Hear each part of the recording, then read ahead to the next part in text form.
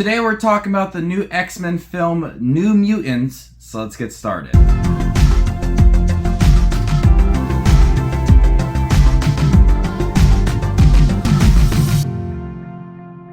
Magik, Wolfsbane, and other teenage mutants try to come to grips with their superpowers while staying at a secret facility.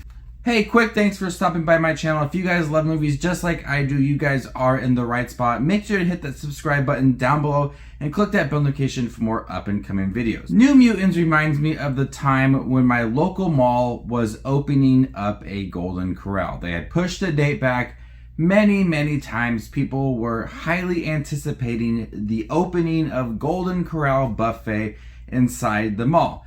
Then it finally opened and I didn't really care about it. New Mutants is the last Fox X-Men movie to come out. It's been pushed back so many times. It was a surreal moment to actually be sitting in the theater watching New Mutants. I honestly never thought it would happen. I just thought it'd be dumped on VOD and I'd watch it at home, but took the chance to go see it in theaters. And it's a unique film for a comic book movie. It's a bit of a horror film directed by Josh Boone. There's 5 mutants inside this secret facility, and they're understanding their powers, they're starting relationships, they're arguing with each other. It's kind of got that YA style of a film. Compared to other X-Men films like Logan or Deadpool or X-Men Origins Wolverine, this is a much smaller film. It's very quiet compared to those movies.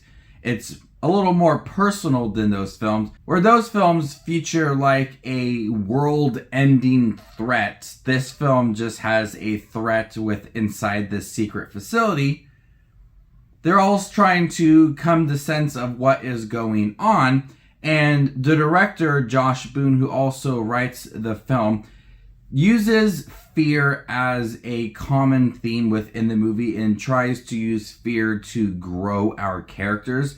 The problem with that is that I never find any of these characters to be interesting. Like Anya Taylor-Joy, who plays Magik. We have Maisie Williams in the film. Charlie Heaton is in the film as well. They're cool characters with unique abilities, but I never got a chance to really understand them, their emotions, and why they have these certain fears that are haunting them throughout the movie. And those moments where they are fearing things from their past brings in those horror elements, and at times the visual is good for some of them, but I really could care less about their characters and their past as well. So choosing to have fear being the center of the movie really wasn't a smart move to develop these characters, because I really just did not care about them and what they feared in the first place. For a good half of the movie, it runs very slowly. There isn't many exciting moments. It seems to be a little bit repetitive as well. Get the group all sitting together, not willing to talk to one another. They're also meeting with Dr. Cecilia Reyes, who they think that she is not a doctor.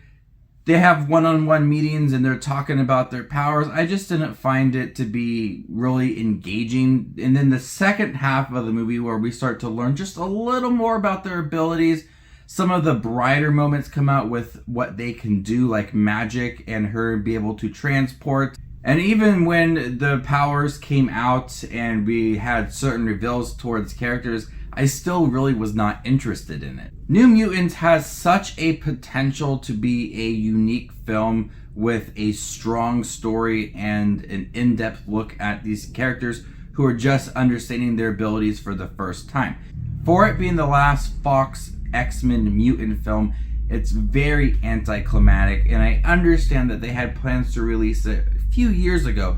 If they had stuck to their initial first date, they possibly could have done a trilogy, and that would allow to strengthen some of these characters and have them grow throughout the trilogy of movies. But with it being the last movie, you get a sense that this is not going to continue. Disney's not going to have any interest in continuing this story. They're going to want to do their own thing. That also halts the connection that you could have with this film and anticipating something new. If you liked one character, that's all you're gonna get for it. So the different release dates actually ends up hurting this film. If it would have came out a couple years ago before certain X-Men movies. They could have possibly tied them into other films, and it possibly could have worked and strengthened this film in possible future films surrounding these New Mutants. The acting is fine. Some of the accents are a little bit questionable, especially coming from Anya Taylor-Joy, but everybody's pretty decent in their role. It's just a film I really do not care about. It's very slow at times. There's not a lot of exciting moments, and even when they have big reveals for the mutants, it's not very interesting. It's a film that I've been excited to see for so long, and I think the reason I was so excited for it is that it actually just came out, and I just wanted to see if it would come out or not. And that's how I felt about the Golden Corral. I wanted to eat at Golden Corral, and they just pushed the date back so much, and then I ate there, and I haven't been there since.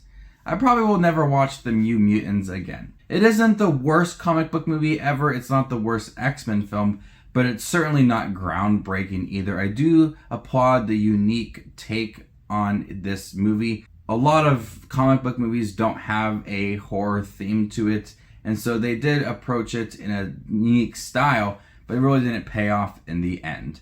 I'm going to go ahead and give New Mutants a C. Thank you guys for checking my review for New Mutants. Stay tuned. I'll be ranking all 13 of the X-Men films, including New Mutants. You guys are the best as always. My name is Just Watch Movies, and you guys stay classy, YouTube.